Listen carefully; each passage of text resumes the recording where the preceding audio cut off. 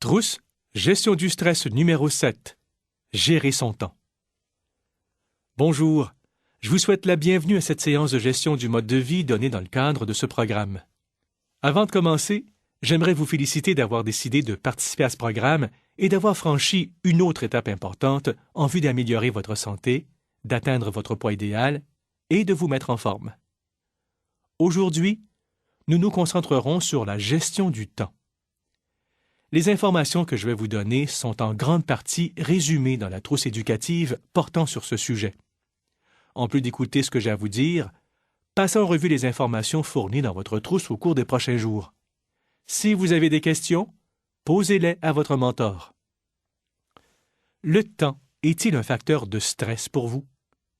Avez-vous l'impression que vous n'avez aucun contrôle sur votre horaire ou que votre horaire est dicté par des demandes externes?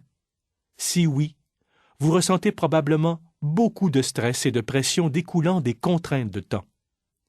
La gestion du temps peut vous aider à augmenter votre efficacité et à réduire les exigences inutiles que vous vous imposez.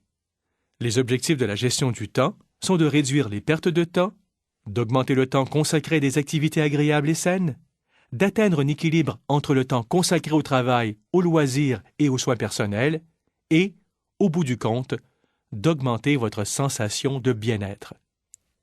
Votre occupation du temps en dit beaucoup sur vos valeurs, sur ce qui est important pour vous. Prenez quelques minutes pour évaluer vos valeurs et votre emploi du temps en faisant l'activité d'auto-évaluation se trouvant dans votre trousse éducative.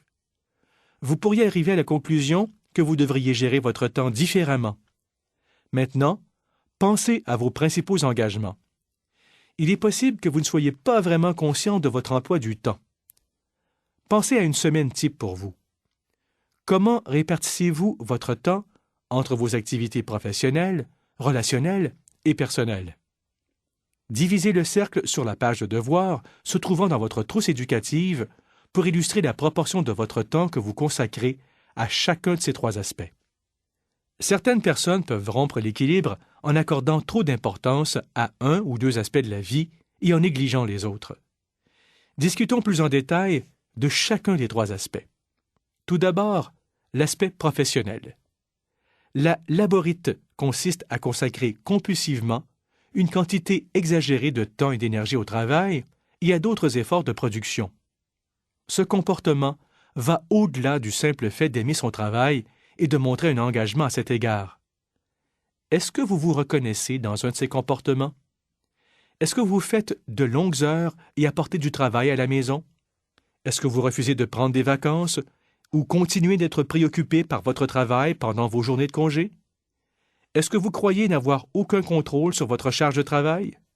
Vous seul pouvez décider si vos heures de travail et vos exigences professionnelles sont excessives. Si vous soupçonnez un déséquilibre, il pourrait être utile de demander l'opinion d'un proche. Parlons maintenant de l'aspect relationnel. Les besoins sociaux de base sont satisfaits par l'établissement de relations avec d'autres personnes et sont essentiels à votre bien-être. Il faut consacrer temps et énergie à l'établissement et au maintien de relations, mais ces efforts en valent la peine. Les résultats de recherche sur le soutien social laissent entendre que les personnes ayant un solide réseau social adoptent un mode de vie plus sain, ont une meilleure santé et vivent plus longtemps que les personnes isolées. Mais certaines personnes consacrent tellement de temps et d'énergie aux autres qu'elles négligent leurs activités personnelles et leur travail. Est-ce que vous vous reconnaissez dans un de ces comportements? Avez-vous l'impression de devoir prévoir et satisfaire tous les besoins de votre conjoint ou de vos enfants? Encouragez-vous les autres à dépendre exagérément de vous? Êtes-vous irrité de constater que plus vous en faites, plus les autres s'attendent à ce que vous en fassiez davantage? De nouveau, trouver un équilibre est la clé d'une vie riche et satisfaisante. Finalement, parlons des soins personnels. Des soins personnels de qualité sont le fondement des deux autres aspects prioritaires. Si vous ne prenez pas soin de vous-même, vous ne pourrez pas renforcer vos relations ni effectuer un travail productif. Est-ce que vous vous reconnaissez dans un de ces comportements?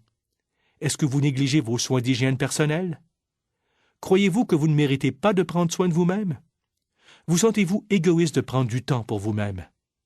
En prenant du temps pour satisfaire vos propres besoins et pour compenser le temps que vous consacrez aux autres et à votre travail, vous serez probablement surpris de voir tout ce que vous êtes en mesure d'accomplir. Sentez-vous un déséquilibre dans votre vie? Divisez le deuxième cercle sur la page de devoirs se trouvant dans votre trousse éducative pour voir la façon dont vous aimeriez utiliser votre temps pour mieux prendre soin de vous-même et avoir une vie plus équilibrée. Quelles mesures pourriez-vous prendre pour avoir une vie plus équilibrée dès maintenant? Le déséquilibre que vous vivez pourrait être temporaire en raison de circonstances exceptionnelles. Comme pour de nombreuses questions liées à la gestion du mode de vie que nous avons abordées dans le cadre de ce programme, trouver votre équilibre personnel est un enjeu quotidien. Prenez un jour à la fois et essayez de faire preuve de souplesse. Discutons maintenant des mesures que vous pouvez prendre pour utiliser votre temps plus efficacement. Pour apprendre à mieux gérer votre temps, vous devez d'abord assumer la responsabilité de votre occupation du temps. Voici un conseil qui m'a été donné par un expert de la gestion du temps. Pour fixer vos priorités de la journée, il suggérait d'abord de tracer un carré, puis de le diviser en 4 cases. Énumérez toutes les tâches importantes dans les cases supérieures en écrivant les plus urgentes dans la case de gauche et les moins urgentes dans celle de droite. Puis, pensez aux tâches moins importantes ou pas importantes. Si certaines de celles-ci sont urgentes, notez-les dans la case de gauche et demandez de l'aide à quelqu'un pour accomplir ces tâches. Les tâches non importantes et non urgentes seront écrites dans la case inférieure droite. Il suggère de ne pas perdre de temps à inscrire quoi que ce soit dans cette case et de simplement y tracer un gros X. J'essaie toujours de commencer ma journée en faisant d'abord les tâches urgentes et importantes. Ce processus m'aide à gérer mon temps plus efficacement. Votre trousse éducative contient d'autres trucs de gestion du temps. Pourriez-vous adopter une attitude moins perfectionniste? Pourriez-vous réduire les interruptions? Pourriez-vous être mieux organisé? Pourriez-vous simplement dire non? La plus importante aptitude de gestion du temps, soit d'être capable de dire non, est probablement aussi la plus difficile à développer pour une majorité de personnes. Pourriez-vous négocier et déléguer? Vous ne saurez jamais ce qu'une autre personne serait prête à faire si vous ne lui demandez pas. Pensez à 3 mesures que vous prendrez pour utiliser plus efficacement votre temps au cours de la prochaine semaine. N'utilisez pas la gestion du temps comme un moyen d'intégrer une nouvelle obligation dans votre horaire, à moins qu'il s'agisse d'une mesure visant à améliorer votre qualité de vie. Au contraire, utilisez plutôt la gestion du temps pour alléger le fardeau de vos trop nombreux engagements. N'oubliez pas de réviser l'information fournie dans votre trousse, de répondre aux questions, de faire les devoirs et de déterminer à quel point l'information s'applique à votre situation personnelle. Vous réussirez mieux le programme si vous utilisez pleinement la documentation fournie. De plus, assurez-vous de discuter de toute question avec votre mentor. Continuez à participer à ce programme et vous réussirez. Finalement, rappelez-vous que dans la vie, ce qui semble parfois être la fin est en fait une occasion de repartir à zéro. En attendant votre prochaine visite, je vous souhaite de passer une excellente journée